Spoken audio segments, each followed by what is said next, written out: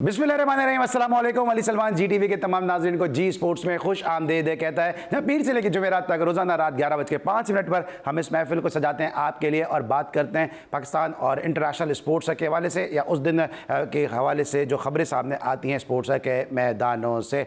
आज भी हम बात करेंगे मुख्तलिफ मुद्दों के हवाले से। आज हम बात करेंगे पाकिस्तान टीम की तैयारियों के हवाले से, आयरलैंड के दौरे से पाकिस्तान ने क्या खोया क्या पाया, और साथ साथ पाकिस्तान की डोमेस्टिक क्रिकेट को भी टच करेंगे। आज वज़ीर आज़म पाकिस्तान ने जनाब हॉकी टीम के एजाज़ में भी एक तकरीब की है, लेकिन उसमें हैदर हुसैन ने शिरकत नहीं की है जो सेक्रेटरी PHF हैं। उसको भी हम जानने की कोशिश करेंगे उसके क्या अवामिल उसके पीछे कार फरमा थे। बहुत कुछ है आज के शो में, लेकिन सबसे पहले प्राइम का फॉर्मेट आज की टॉप स्टोरीज। हॉकी टीम के एजाज़ में वज़ीर आज़म हाउस में तकरीब। वज़ीर आज़म शहबाज शरीफ ने पाकिस्तान हॉकी टीम के तमाम खिलाड़ियों को 10-10 लाख रुपए के चेक दिए। तकरीब में वज़ीर आज़म शहबाज शरीफ ने कहा, मुझे यकीन है कि हॉकी का खेल दोबारा उरूज हासिल करेगा।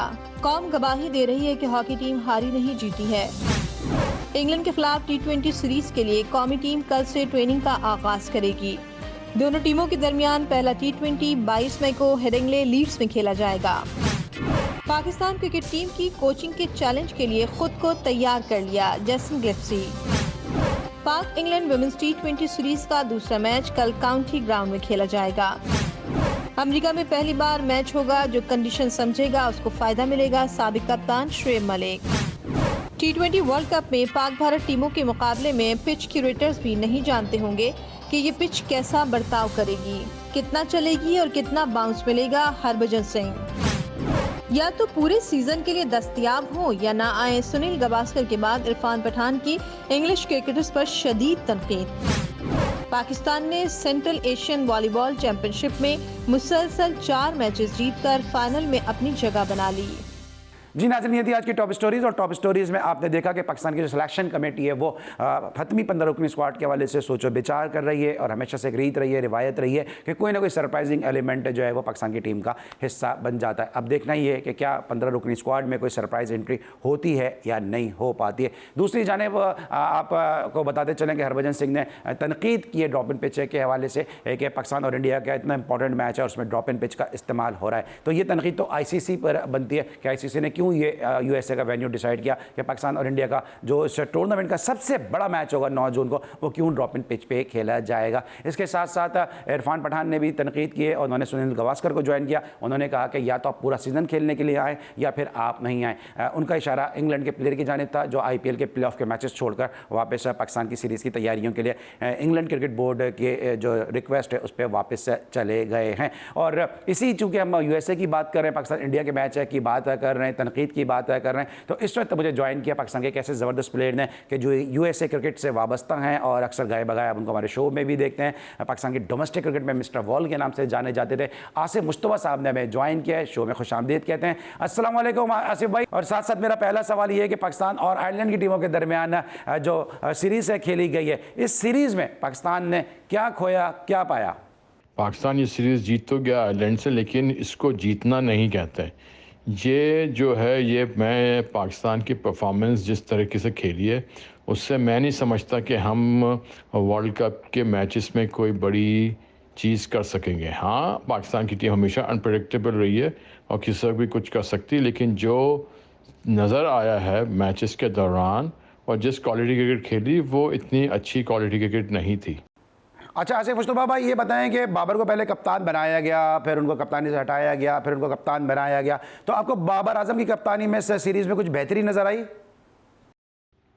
बाबर की कप्तानी में कोई ऐसी ख़ास चीज़ नज़र नहीं है। जिस तरह की कप्तानी वो पहले कर रहा था उसी तरह की कप्तानी उसने अभी भी की है। तो लेकिन हमें उम्मीद रख सकते हैं कि कम से कम वर्ल्ड कप में आके उसकी बेहतरी उम्मीद की जा सकती है और ज़्यादा ब्रेवरी के साथ वो कप्तानी कर सके।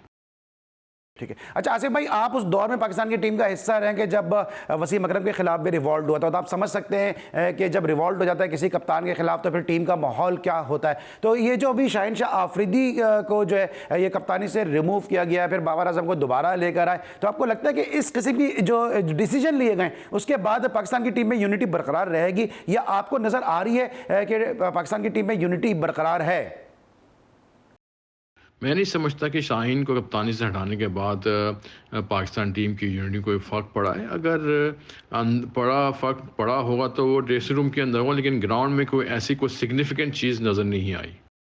अच्छा आसिफ भाई, जब अभी पाकिस्तान ने आयरलैंड के खिलाफ सीरीज़ खेली है और आयरलैंड गो के सीरीज़ हार गया, लेकिन जिस अंदाज से आयरलैंड ने पाकिस्तान के बॉलर्स का सामना किया है, अगर वो कैच ड्रॉप नहीं करते तो शायद इस सीरीज़ का नतीजा कुछ और भी हो सकता था, क्योंकि पाकिस्तान बड़ी मुश्किल से दूसरा T20 मैच जीता है। तो आयरलैंड जो है वो वर्ल्ड कप में पाकिस्तान के ग्रुप में शामिल है, तो आपको लगता है कि आयरलैंड हमें सरप्राइज़ कर सकता है और कहीं ना कहीं जो है वर्ल्ड कप 2007 की कहानी दोहराई जा सकती है? मैं नहीं समझता कि ये जो दोबारा पाकिस्तान और आयरलैंड की हिस्ट्री है, मैच जो पाकिस्तान हार गया था आयरलैंड से, ऐसा दोबारा होगा। मुझे पूरी उम्मीद है कि पाकिस्तान को कोई मुश्किल पेश नहीं आएगी आयरलैंड को वर्ल्ड कप T20 के हराने के लिए। पाकिस्तान और इंडिया के दरमियान 9 जून को वर्ल्ड कप का बड़ा मुकाबला, बड़ा टाकरा है और हरभजन सिंह ने भी तनकीद की है कि जनाब ड्रॉप इन पिच पे पाकिस्तान इंडिया का मैच कराया जा रहा है। क्या चांसेस लग रहे हैं आपको इस मैच में पाकिस्तान के? एज़ फार एज़ जो चांसेस इंडिया से हैं पाकिस्तान के, वो अगर देखा जाए तो बहुत चांसेस कम है, क्योंकि इंडिया इस वक्त बहुत अच्छी क्रिकेट खेल रहा है, बहुत सुथरी क्रिकेट खेल रहा है, बहुत बहादुरी के साथ खेल रहा है। लेकिन पाकिस्तान इंडिया के मैच में जो प्रेशर होता है दोनों टीमों के ऊपर, वो जिस तरह मैं समझता हूँ कि इंडियन टीम पे ज़्यादा प्रेशर था बनिस्बत पाकिस्तान टीम के। तो पाकिस्तान टीम ऐसी है, जब उसने पिछले सालों में इंडिया को कई मैचेस में इस तरह हराया भी है, तो हो सकता है कि पाकिस्तान टीम उस दिन बहुत अच्छा खेल जाए और इंडिया की टीम को हरा दे और इंडिया की टीम बुरी खेले। Thank you so much Asif Mushtaba साहब हमारे साथ टर्की से मौजूद थे। पाकिस्तान के ज़बरदस्त प्लेयर जो पाकिस्तान और इंडिया के दरमियान मैच के हवाले से और वर्ल्ड कप के हवाले से अपने ख्यालात का इजहार कर रहे थे। इस पर लेंगे हम एक ब्रेक, और जब ब्रेक के बाद वापस आएंगे तो हमारे साथ पाकिस्तान की एक ऐसी ज़बरदस्त शख्सियत मौजूद होंगी कि जो क्रिकेट एडमिनिस्ट्रेटर भी हैं, क्रिकेट ऑर्गेनाइज़र भी हैं, और उन्होंने जो ग्राउंड बनाया state of the art state bank का ग्राउंड, यकीनी तौर पर किसी तारीफ़ का मोहताज नहीं। एक छोटा सा ब्रेक, और ब्रेक के बाद हमारे साथ मौजूद होंगे ज़हीरुल हसन साहब। मिलते हैं एक छोटे से ब्रेक के बाद।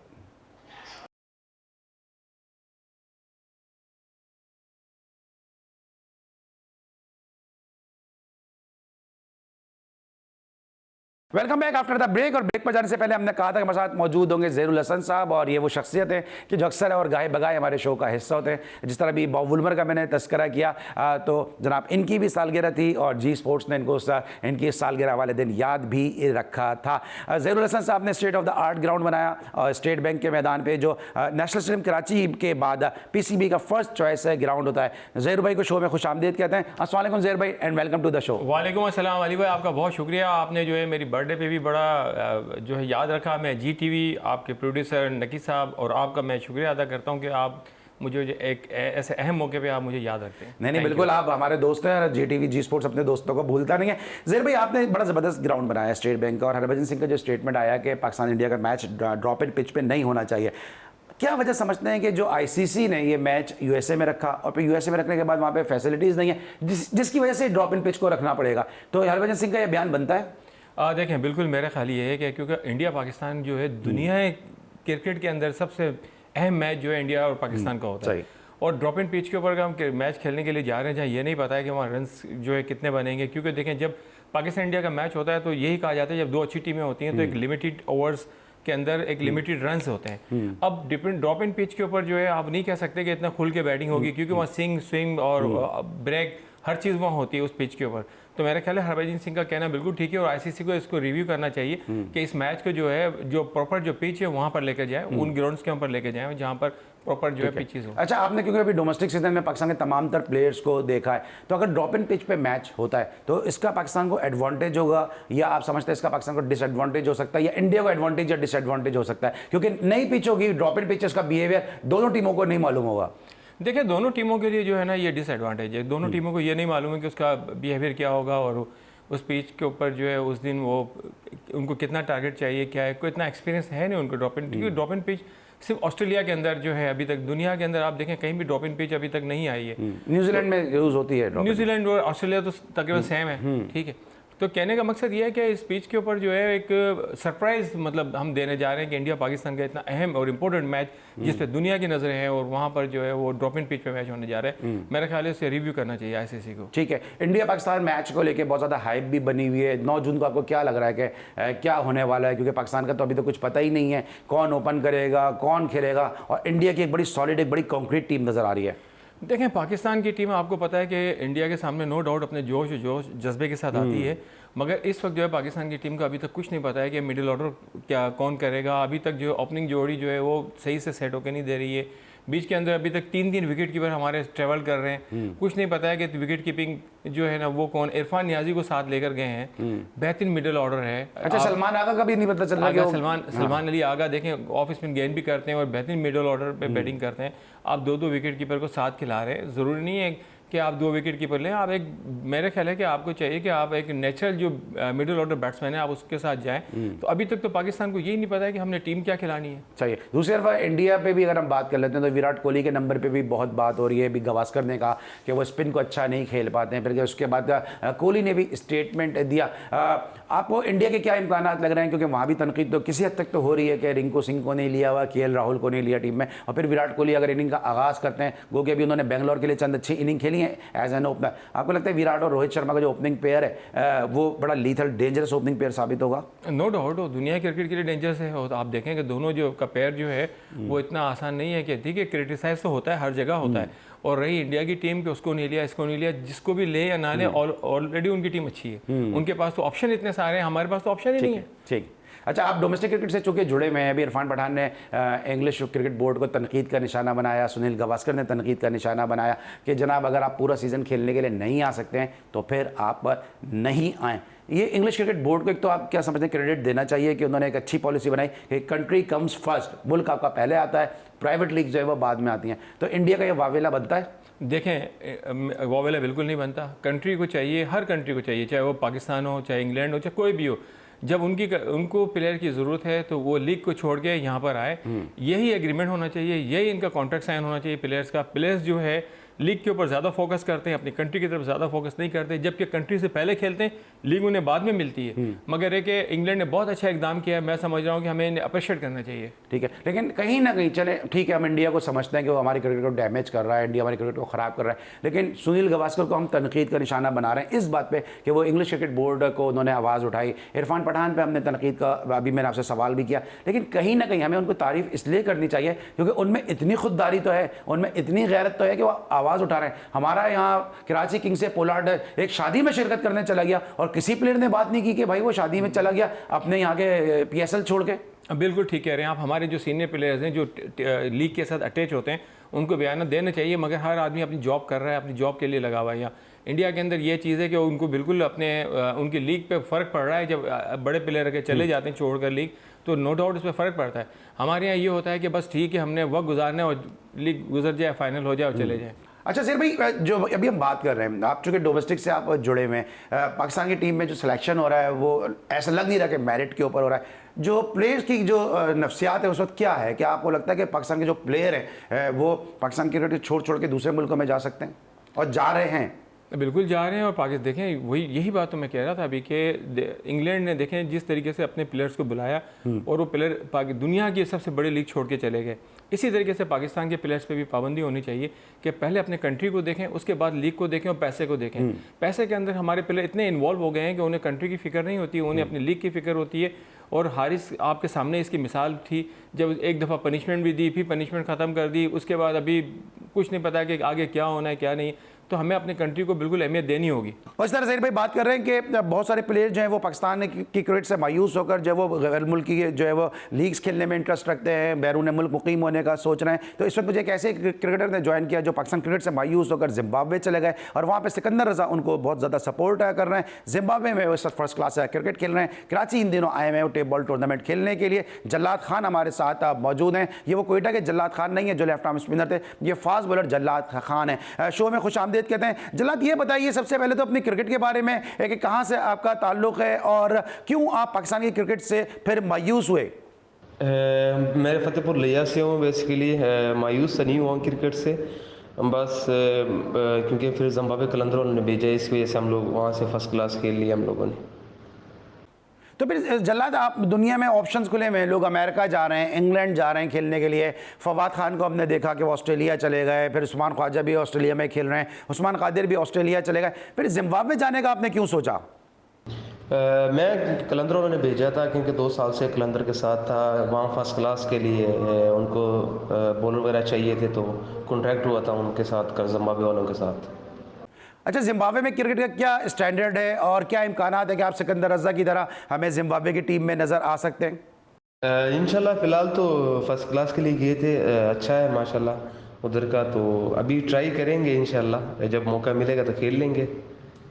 क्या और भी पाकिस्तान के प्लेयर क्या हमें नज़र आ सकते हैं? जिम्बाब्वे क्रिकेट में स्कोप है कि और भी पाकिस्तान के प्लेयर जिस तरह दूसरे मुल्कों में जा रहे हैं कि जिम्बाब्वे जा सकते हैं, और कितना आसान है जिम्बाब्वे में जाके क्रिकेट खेलना और फिर उनकी नेशनल टीम की नुमाइंदगी करना?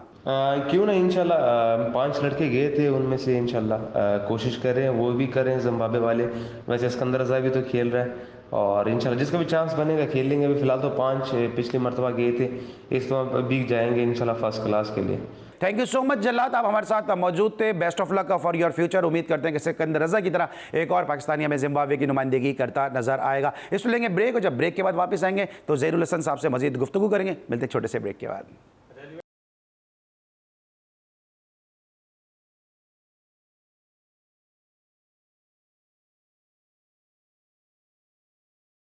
Welcome back after the break. और ब्रेक पर जाने से पहले हम बात कर रहे थे जल्लाद खान से। ज़हीरुल हसन साहब हमारे साथ स्टूडियोज़ में मौजूद थे। ज़हीर भाई, आपने बाबर के साथ बहुत ज़्यादा टाइम गुजारा है उसके अर्ली एज में, और आप बार बार ये कहते हैं कि बाबर कप्तानी मटेरियल नहीं है, खासूसन T20 क्रिकेट में। अभी एक स्टेटमेंट दिया बाबर ने और उन्होंने कहा कि हम इंग्लैंड के खिलाफ सीरीज़ में और फिर वर्ल्ड कप में जो है वो आयरलैंड वाली गलतियाँ नहीं दोहराएंगे। आपको उम्मीद है कि बाबर आजम, जिस तरह यासिर मुश्तबा भी कह रहे थे कि बाबर की कप्तानी में कोई बेहतरी नज़र नहीं आई, तो जब अब तक बेहतरी नज़र नहीं आई तो आयरलैंड के खिलाफ जो गलतियाँ की हैं वो नहीं दोहराएंगे? ये स्टेटमेंट आपको लगता है कि जस्टिफाई होता नजर आ रहा है?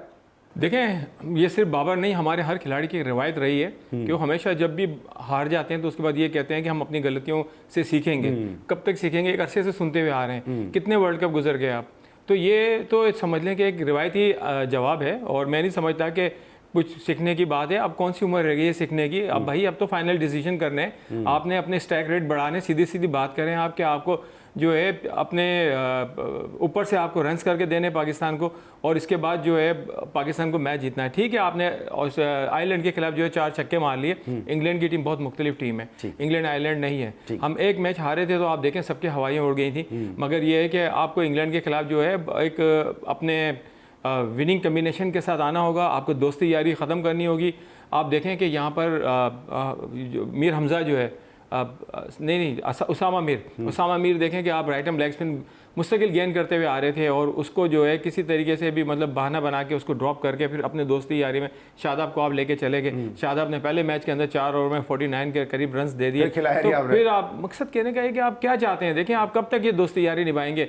अभी बहुत सारे प्लेयर्स ऐसे हैं जो समझ लें कि सिर्फ दोस्ती के अंदर, ग्रुपिंग के अंदर जो है टीम के अंदर आए हैं। जब तक आपके जहन से ये चीज़ नहीं निकलेगी आप नहीं सोच सकते।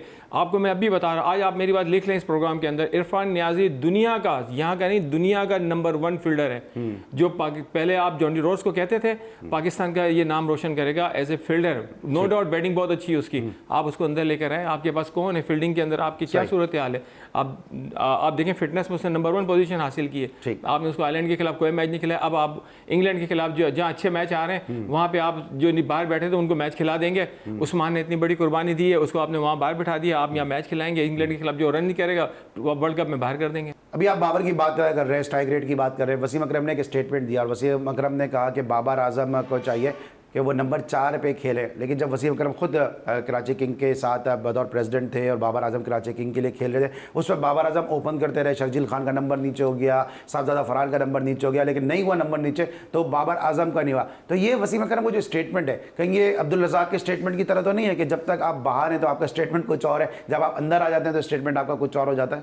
मेरा ख्याल है कि वसीम अकरम ने अपने एक्सपीरियंस से सीखा है कि जब वो टीम के साथ थे तो उन्हें अंदाज़ा हो गया था कि बाबर आजम T20 के प्लेयर कितने हैं, उनमें कितना दम है। तो आप तो 4 की बात कर रहे हैं या वसीम अकरम 4 की बात कर रहे हैं, मैं कह रहा हूँ T20 में जगह नहीं बन रही वो बाबर आजम की। और मैं आज लगाने के बावजूद बिल्कुल बिल्कुल देखिए, मैं एक अरसे से आपको कह रहा हूँ, देखिए आयरलैंड हो गए, श्रीलंका हो गए, बांग्लादेश हो, टीम अलग है। बाकी जो टीमें हैं, ऑस्ट्रेलिया है, आपका इंडिया है, आपका इंग्लैंड है, आपका न्यूजीलैंड है, ये टीमें हैं। या मारे ना 4 छक्के और कर दे स्ट्राइक रेट अपना तेज, हम कहेंगे कि उससे बड़ा कोई प्लेयर नहीं है। नंबर 1 प्लेयर दुनिया का बन जाए। भी चैलेंज किया है वैसे क्या कि अगर वो किसी अच्छी टीम के खिलाफ स्ट्रेट पे 3 छक्के लगा दें तो वो अपना यूट्यूब चैनल बंद कर देंगे।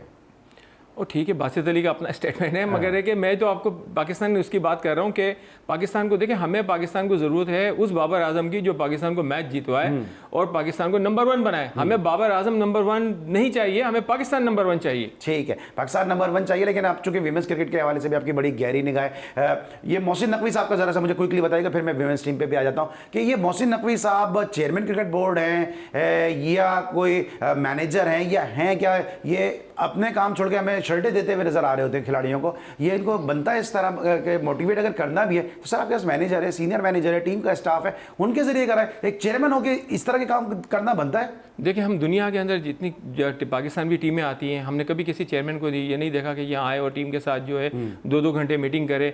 चेयरमैन का मीटिंग टीम के साथ ड्यूरिंग टूर मीटिंग कोई बनता ही नहीं है। कि अब पहली बात तो ये, आयरलैंड के खिलाफ आप एक मैच हारे, आपको इंडिया से मैच तो नहीं हारे थे ना कि आप 2 घंटे मीटिंग करेंगे और उसके बाद जो है टीम आपके कहने पे ये मीटिंग से आपको लगता है इख्तिलाफात हैं टीम में जिसकी वजह से वो वहां पहुंचे हैं? क्योंकि कहीं ना कहीं तो धुआं है जिसकी वजह से उसको बुझाने के लिए वो पहुंचे, वरना जिस तरह आप भी कह रहे हैं मैं भी समझता हूँ आयरलैंड से मैच में शिकस्त के बाद बनता नहीं था कि आप फ्लाइट पकड़ो फौरन चले जाएं।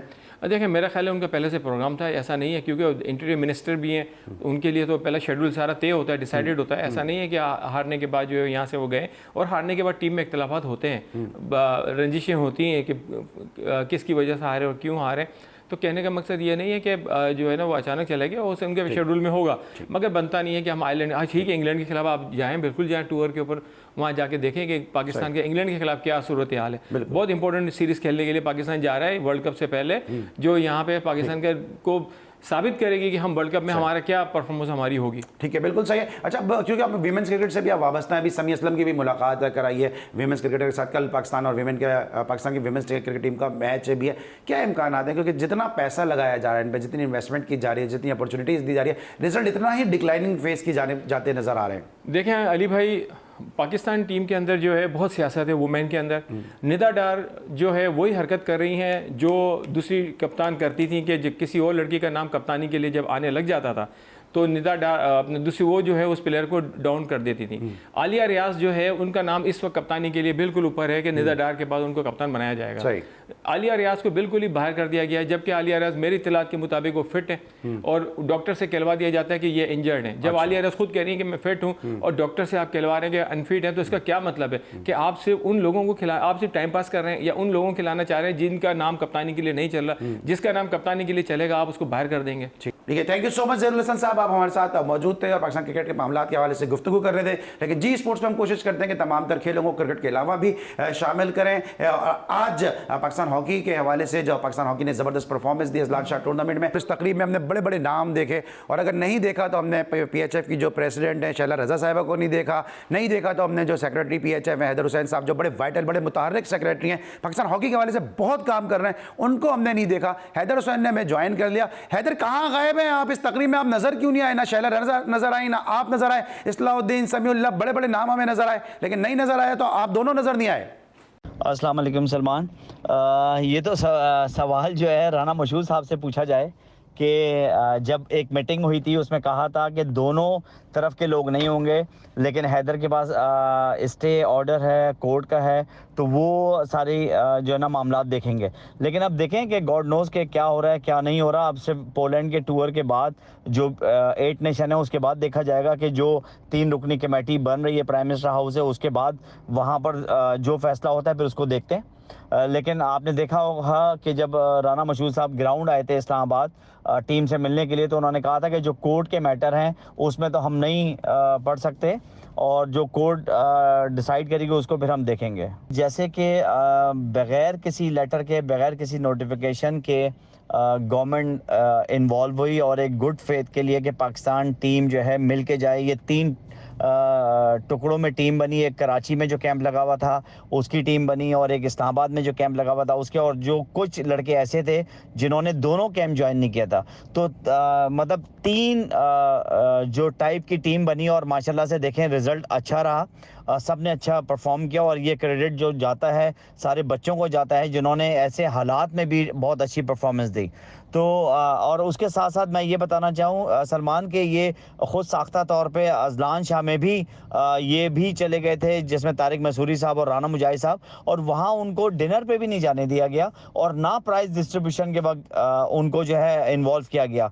तो ये सिर्फ शो ये कर रहे हैं कि FIH ने इनको बुलाया, FIH ने बिल्कुल उन्हें नहीं बुलाया। उनके पास कोई ऐसा नोटिफिकेशन नहीं है जिसमें FIH जो है इनको सेक्रेटरी माने या प्रेसिडेंट माने, और ना ही गवर्नमेंट ने कोई ऐसा नोटिफिकेशन निकाला है कि जो है कि ये प्रेसिडेंट या सेक्रेटरी हैं या पाकिस्तान ओलंपिक। मेन जो हमारा जो डायरेक्टली इन्वॉल्वमेंट है, जिससे हम एफिलेटेड हैं, वो पाकिस्तान ओलंपिक है। और पाकिस्तान ओलंपिक में जो 2022 में इलेक्शन हुए थे, उसका नोटिफिकेशन सिर्फ मेरे पास है और बाकी किसी के पास नहीं है।